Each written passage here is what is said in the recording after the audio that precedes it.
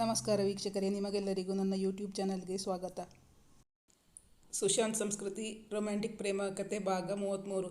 ನನಗೆ ಇದೇ ಬೇಡ, ಊಟ ಜಾಸ್ತಿ ಆಯಿತು, ನೀವು ತಿನ್ನಲಿಲ್ಲ ಅಂದರೆ ತಿನ್ನಿಸ್ತೀನಿ, ಆಮೇಲೆ ನನ್ನ ಬೈಕೋಬಾರ್ದು ಅಷ್ಟೇ. ಅವನು ಎಲ್ಲರ ಮುಂದೆ ತಿನ್ನಿಸಲು ಅಂಜುತ್ತಿರಲಿಲ್ಲ. ವಾರ್ಡ್ರೋಬಿಂದ ಬಾರ್ ಟವಲ್ ತಗೊಂಡು ಬಾ. ಯಾವ ಟವಲ್ ತರಲಿ? ಅವನಿಗೆ ಪ್ರತಿಯೊಂದರಲ್ಲೂ ಪರ್ಟಿಕ್ಯುಲರ್ ಇಂಥದೇ ಆಗಬೇಕು ಎಂದು ಇದ್ದೆಯಲ್ಲ, ಅದಕ್ಕೆ ಸಂಸ್ಕೃತಿ ಕೇಳಿದಳು. ನನ್ನ ಕಲರ್ದು. ಅವನ ಕಲರ್ ಎಂದರೆ ಅದು ಪರ್ಪಲ್ ಕಲರ್ ಎಂದು ಅವಳಿಗೆ ಗೊತ್ತಿತ್ತು. ಅವನ ಮೊದಲುಗಳೆಲ್ಲ ಅದೇ ಕಲರ್ ಆಗಬೇಕಿತ್ತು ಅವನಿಗೆ. ಅವನು ಬಾತ್ರೂಮ್ ಡೋರ್ ಓಪನ್ ಮಾಡಿದ್ದ. ಅದನ್ನು ತಂದು ಅವನಿಗೆ ಕೊಡಲು ಕೈ ನೀಡಿದಾಗ ಅವಳನ್ನು ಸೇರಿಸಿಕೊಂಡು ಒಳಗೆ ಎಳೆದುಕೊಂಡ ಸುಶಾಂತ್. ಅವನು ಮೊದಲೇ ತುಂಟ. ಅವನ ಕೈಯಲ್ಲಿ ಸಿಕ್ಕಿ ಹಾಕಿಕೊಂಡು ಬಿಟ್ಟಿದ್ದಳು ಸಂಸ್ಕೃತಿ.